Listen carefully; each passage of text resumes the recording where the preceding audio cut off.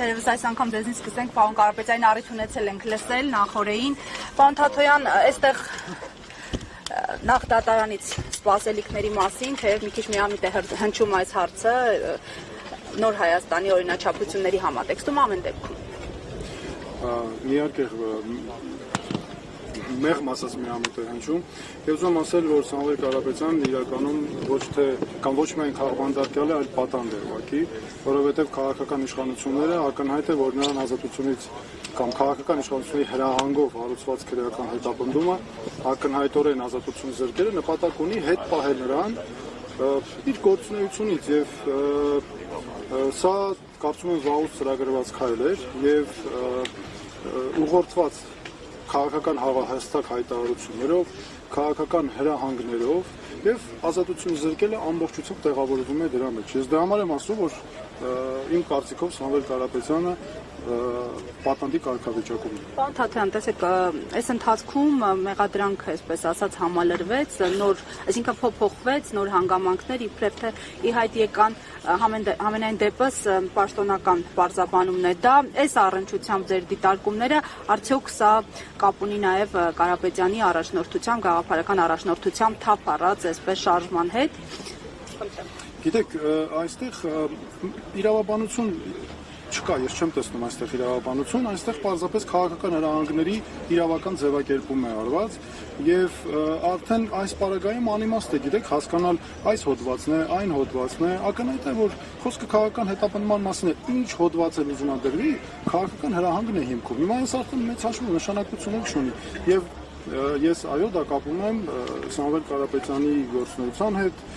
եկեղեցուն պաշտպանելու նրա գործունեությանը եւ ես նրա արարքում քրեական հետապնդման մասնագետ լինելով քրեական հետապնդման որևէ նշույլ այստեղ չեմ տեսնում։ Պարոն Թաթոյան, եկեղեցու մասին խոսեցիք, ես հենց այդ հարցին անդրադառնամ նաեւ այսօրվա իրողությունների համատեքստում առավոտ շուտ այսպես լույսը բացվեց եկեղեցականների 6 եկեղեցականների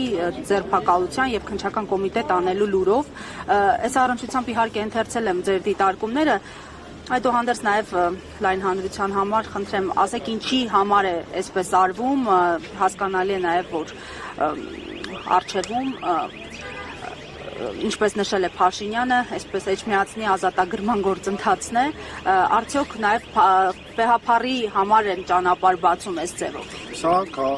ակնհայտ է այսօր սկսված հետապնդումները, այսինքն այսօր չսկսված, շարունակվող այդ քաղաքական սցենարի մի արար, որ այսօր ուղղակի նախաձեռնվել է քահանաների ձերբակալումով, այնտեղ կա նաև աշխարհականներ եւ իհարկե առաջնորդը, թեմի առաջնորդը ակնհայտ է վարչապետի կարգավիճակ ունեցող Փաշինյանը իր վրա է վերցրել միաժամանակ դատախազի, քննիչի, օպերատիվ աշխատակցի լիազորություններ եւ դրա հենց այդ տրամաբանությամբ էլ գործում է քաղաքական հրահանգներով։ Սա գիտեք ակնհայտ է, որ սա ես մի քանի անգամ շեշտել եմ, որ եկեղեցու նկատմամբ նրա գործունեությունը այլևս քրիստոնեության պաշտպանության հարց է եւ ինքը անընդհատ իրեն դիրքավորում է որպես հայոց եկեղեցու հետևորդ չի կարող մի մարդ հայոց եկեղեցու հետևորդ քրիստոնյա լինել, եկեղեցու հետևորդ քրիստոնյա կոչվել, որ անընդհատ ատելություն է սերմանում, անընդհատ մարդկանց թշնամացնում է իրար, նրան քաղաքական թիմը նույն այդ կերպ է վարվում եւ տեսեք այսօր ինչ է կատարվում, ինչ է նշանակում այս հոդվածի նշանախ այդ հոդվածը ամբողջությամբ քաղաքական իշխանական քարոզչության արդյունք է, որ հստակ ծրագրված քայլերով եկան հասան ստեղ եւ արդյունքում էլ ինչ ենք տեսնում այդ քրեական օրենսգրքի հոդվածները, որոնք օգտագործվում են ռեպրեսիաների համար Դրա դուք տեսեք ինչ քայլերով են անում, եկեղեցիները փակել են, խուզարկում են, այնտեղ մեր սրբավայրերն են, մենք ստի գնում ենք եկեղեցի, ձեր չենք ուզում տան խորանին, որովհետև դրանք սրբավայրեր են մեզ համար։ Կամ մարդկանց տները ինչպես է, ինչ այդ հոդվածի նշանակությունը որտեղ է, որ պետք է մարդկանց տներ գնան խուզարկեն, այսքան մարդ ձերբակալել, կանոնավորել, քրեական դատավարության մեջ սրանք չլսված բաներ են, հասկանում եք, եւ նա սրանով, ես ուզում եմ նաեւ ասել հատուկ իրավապահ մարմիններին, նա սրանով հեղինակազրկում է հանրության աչքի առաջ իրավապահ մարմիններին, հեղինակազրկում է եւ ամբողջությամբ ավերում է մեր արժեքները։ Սա միայն պետք է այս տեսանկյունից դիտել։ Սրան ուրիշ հիմքեր, ուրիշ անուն պետք չէ տալ։ Պարոն Թաթոյան, մարդու իրավունքների խախտում է արդյոք այն, որ ձերբակալել են չնայած նրան, որ քննչական կոմիտեն հայտնում է, որ ոչ թե ձերբակալվել են, այլ հրավիրվել են հարցաքննության, մասնավորապես այս պարագան, երբ որ մարդը հրավիրվում է հարցաքննության եւ նրա վայրը հայտնի չէ, սա արդյոք խախտում չէ ինքնին։ Նախ գիտեք, շատ կարևոր մի բան, մինչև անցնելը նորից էլի հիմնական թեմային, այստեղ մի կարևոր հարց կա։ Ազատությունը զրկելու հստակ մեխանիզմ կա։ Միջազգային չափանիշներով մշակված մեխանիզմ կա, ինչա նշանակում ազատությունը զրկել։ Ինչ ուզում եք անունը դնեք, գրեք հրավեր, ծանոթություն, կանչել, բերել, բռնի տանել, այս ամբողջը, այս ամենը ազատությունը զրկել է։ Եվ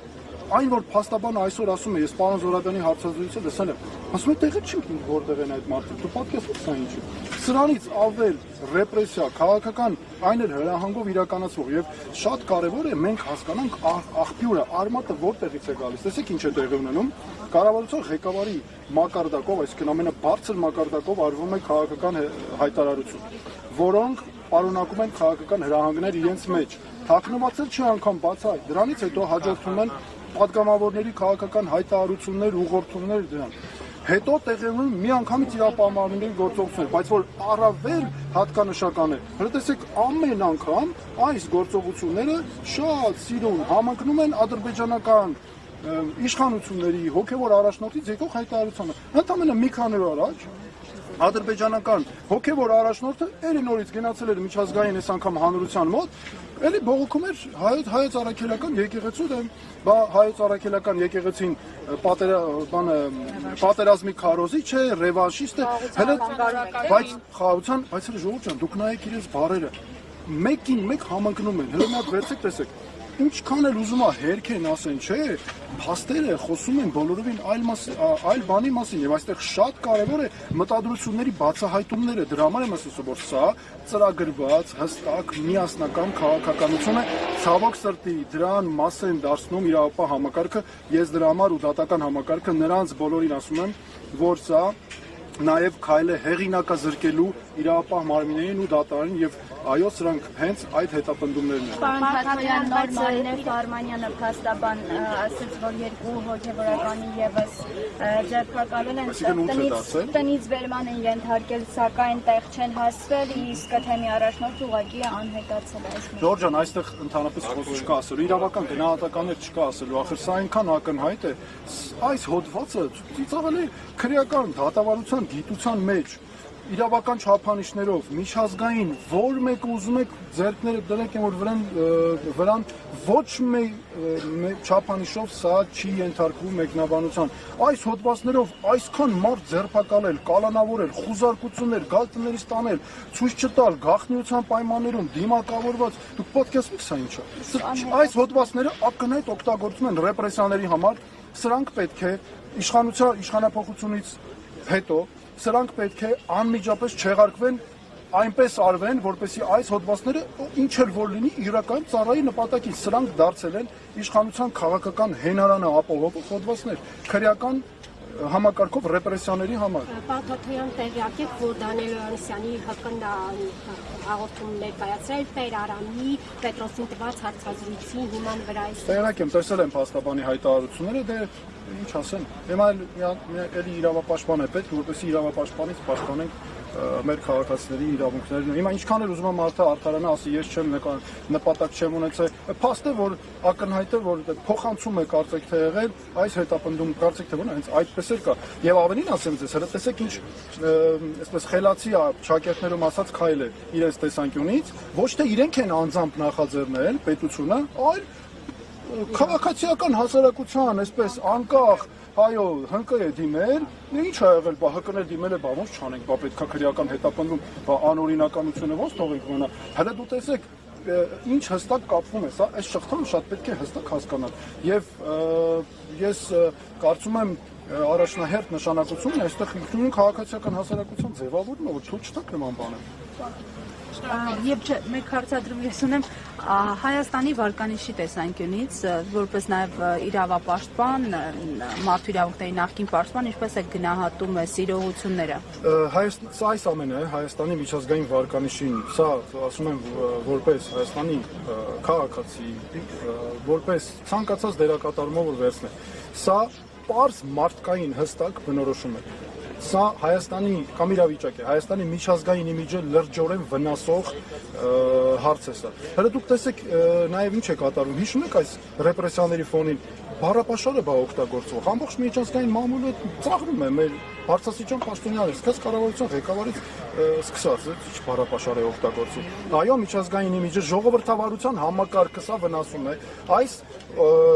ռեպրեսիաները օրինակ են, թե ինչի է բերում անձնիշխանությունն ու կուսակցապետությունը, եւ սա ժողովրդավարական Հայաստանի իմիջին ուղիղ հարված է, շատ ուժեղ հարված է, դրա համար պետք է վերացնել այս անձնիշխանությունը, որ մեր մոտ լինեն ինստիտուտներ, որ ով էլ ինչ ուզում անի, չլինեն սենց ռեպրեսիաներ, կախված է մարդու կամքից։ Այսօր արթնանում է քրիստոնյա, այսօր արթնանում է քրիստոնյա, վաղը արթնանում է ուրիշ տրամադրությունով, որ դրանով չի կարող երկրի ղեկավարի գործողությունները պայմանավորված լինել։ Դուք քաղաքական հայտ եք ներկայացրել, չեք վախենում ռեպրեսիաներից։ Այստեղ քաղաքական հայտի հարցեր ես չեմ, ես եկել եմ աջակցելու Սամվել Կարապետյանին։ Ես չէ, դուք ռեպրեսիաները գիտեք ինչ կա, եթե մենք չհելնենք, չպայքարենք այս ամեն ինչի դեմ բոլորով միասին, որպեսզի ձերբազատվենք այս ապօրինություններից, հետո դրանից հետո ինչ է, ակնհայտ է, որ այստեղ նման կատեգորիաներով խոսելը անիմաստ է։ Հիմա ես նաև ասում եմ, որ մենք եկել ենք այստեղ աջակցելու, ես եկել եմ աջակցելու Սամվել Կարապետյանին, որպես հանրահռչակ հայ, ով բարեգործություններ է արել, բարերար է մեծ եւ գտնվում է հիմա ապօրինի կալանքի տակ եւ ինչպես ես ասացի, իմ համար նրա այստեղ իրավաբանություն չկա ընդհանրապես եւ այստեղ խոսքը գնում է արդեն պատանդարության մասին։ Հասկանալի է, շնորհակալություն։